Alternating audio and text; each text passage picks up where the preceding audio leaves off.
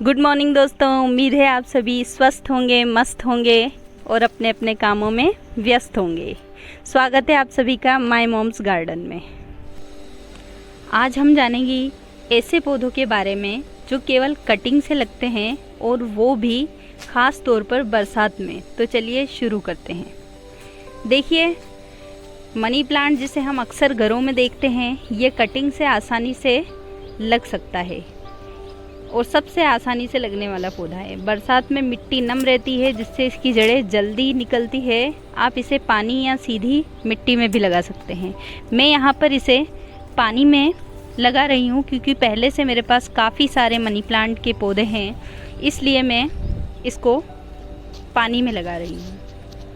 ये देखिए, ये पहले से मैंने लगाया हुआ है जो काफ़ी अच्छे से रूटिंग इसमें हो चुकी है, लेकिन आप जुलाई महीने में भी इसे लगा सकते हैं। फिर आता है सबका प्यारा पसंदीदा पौधा पोर्चुलाका।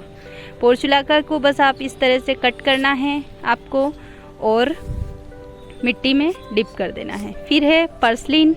पर्सलिन को भी बस इस तरह से कट करना है, नीचे से पत्तियां हटाना है और फिर आपको इसको मिट्टी में डिप कर देना है। मैंने काफ़ी सारी इस कलर की पर्सलिन की कटिंग लगाई है, मेरे पास ये थोड़ा कम था इसलिए ये सभी मैंने कटिंग लगाई है।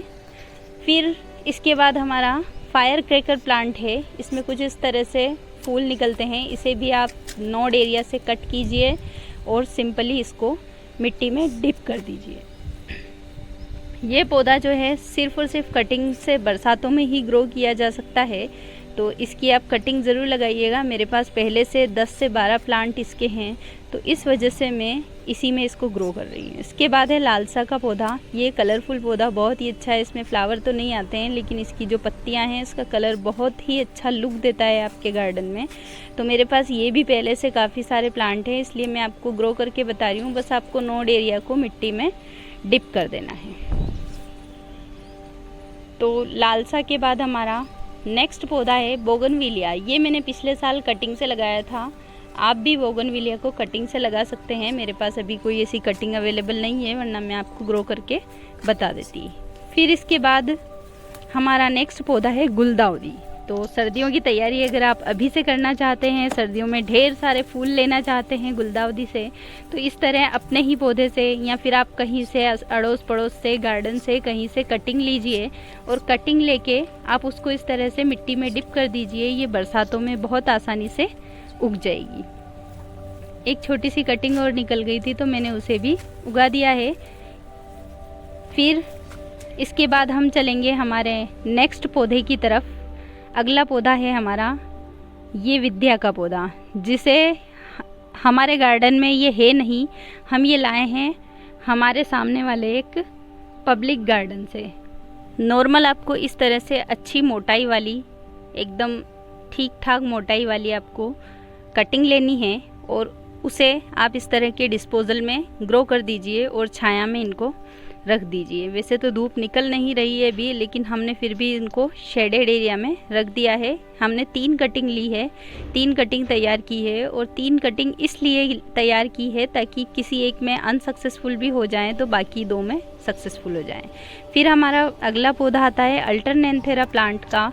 ये बहुत ही अच्छा पत्तियों वाला पौधा है। इसे पहले हमने पानी में डिप करके रख दिया था। अच्छी पेंसिल के साइज़ की मोटाई की हम कटिंग लेके आए थे। ये भी हम एक पब्लिक पार्क से ही लेकर आए हैं, माली भैया से पूछकर।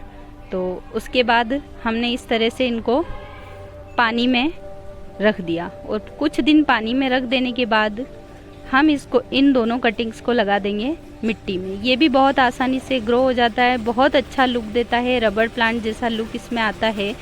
तो इसकी भी आप कटिंग ज़रूर लगाइए इन बरसातों में और ये बहुत अच्छा ग्रो होगा, बहुत ही सुंदर लगेगा। जब ये थोड़ा सा इसकी लंबाई जब बढ़ जाएगी ना तो बहुत अच्छा लगेगा। तो इसकी भी हमने एक कटिंग ली है और इसको हम कुछ दिन पानी में रखने के बाद मिट्टी में ग्रो करने जा रहे हैं। तो बस इन कटिंग्स को हम छाया में ही रखेंगे और फिर बस अगर आप पानी में लगा रहे हैं तो कुछ नहीं, आप छाया में रख के, चाहे तो मैं पानी देखती रहती हूँ कहीं पानी ख़त्म ना हो जाए। इसके बाद आप लगा सकते हैं गिलोय का पौधा। गिलोय का पौधा बहुत ही आसानी से लग जाने वाला पौधा है। ये गर्मियों में भी लग जाता है, लेकिन बरसात में काफ़ी अच्छे से इसमें ग्रोथ देखने को मिलती है। काफ़ी हरा हरा ये आपके गार्डन को रख देता है, मनी प्लांट जैसा लुक देता है। तो इसको कुछ नहीं, इसकी छोटी से छोटी कटिंग भी बहुत आसानी से उग जाती है। बस इसको आपको मिट्टी में डिप करके रख देना है और 2 से 4 दिन के अंदर ही इसमें नई ग्रोथ आपको देखने को मिल जाएगी। अब देखते हैं, देखिए ये मैंने इसमें लगा ग्रो कर दिया है। और इसके बाद ये कुछ और मुझे कटिंग्स मिली थी, तो इन्हें भी मैंने डिस्पोजल में ग्रो होने रख दिया था।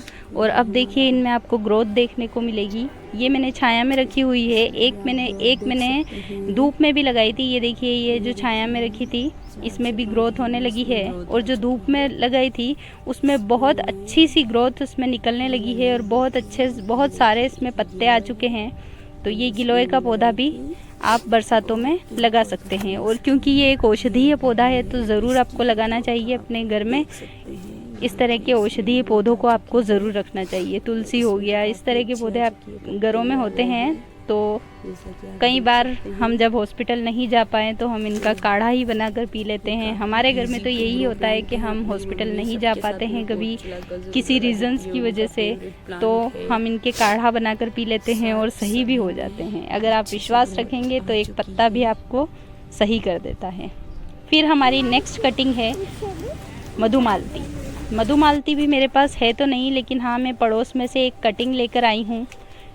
तो ये कटिंग मैंने ले ली है, देखते हैं ग्रो होती है या नहीं। वैसे हो जाती है मैक्सिमम लोगों की, लेकिन मैं पहली बार लगा रही हूँ तो देखते हैं ग्रो हो पाती है या नहीं हो पाती है। बस इसकी कटिंग ली और मैंने सिंपल मिट्टी में लगा दी। उसके बाद ये कटिंग मुझे कचरे से मिली थी, जो है टर्टल वाइन की। इस टर्टल वाइन की कटिंग को भी मैं डिस्पोजल में अच्छे से ग्रो होने रख देती हूँ और 1-2 दूसरे कंटेनर्स में भी मैं इनको लगा दूँगी। तो ये देखिए इस तरह से आपको टर्टल वाइन तो बहुत ही आसानी से आप मिट्टी में छोड़ भी देंगे ना तो ये जड़ें निकाल के मिट्टी को पकड़ लेगा और बहुत ही आसानी से उग जाएगा। आसानी से उगने वाला पौधा है। अगर आपको कम मेहनत कम देखभाल वाला पौधा चाहिए तो आप टर्टल वाइन को ज़रूर अपने गार्डन में ऐड कीजिए। ये बहुत ही कम मेहनत कम देखभाल और कम पानी वाला पौधा है। अगर आप इसमें पानी देना भूल भी जाते हैं तो ये टर्टल वाइन की काफ़ी सारी कटिंग्स में लगा रही हूँ और सभी ग्रो भी होगी, वो भी मैं आपसे शेयर करूँगी। इन सभी कटिंग्स की अपडेट जानने के लिए आप मेरे चैनल को सब्सक्राइब कर सकते हैं और बेल आइकन को प्रेस कर सकते हैं।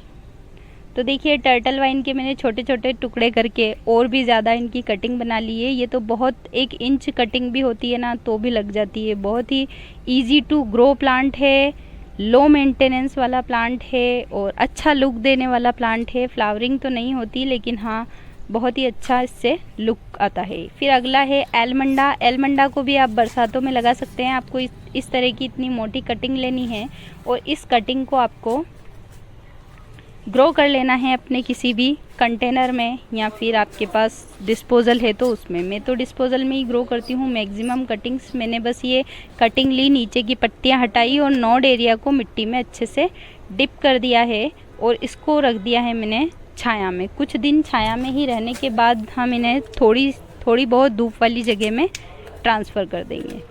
तो ये देखिए ये मेरी एलमंडा की भी उग चुकी है। एलमंडा बहुत ही सुंदर पौधा है, अच्छे फूल देता है।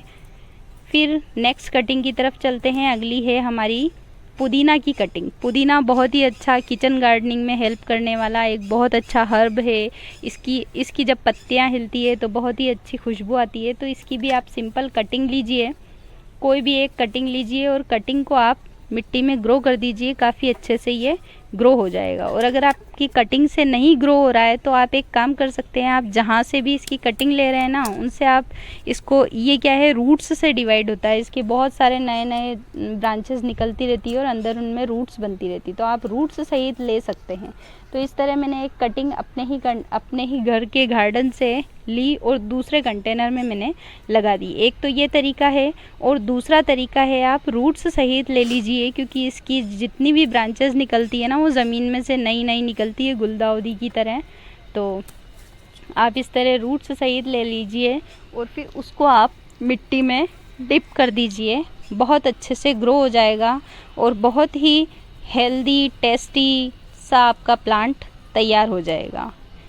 ये जो पुदीना है मेरे गार्डन में, ये मैंने सिंपल एक कटिंग से ग्रो किया था 3 से 4 साल पहले, और ये 3-4 साल से हमारे गार्डन में अभी तक बना हुआ है। तो इस तरह का इजी प्लांट आप उगा सकते हैं लंबे टाइम के लिए। आपको बहुत ज़्यादा इधर उधर करने की भी इसको ज़रूरत नहीं है। बस गर्मियों में थोड़ा सा कम इसकी ग्रोथ होती है, लेकिन फिर हो जाती है।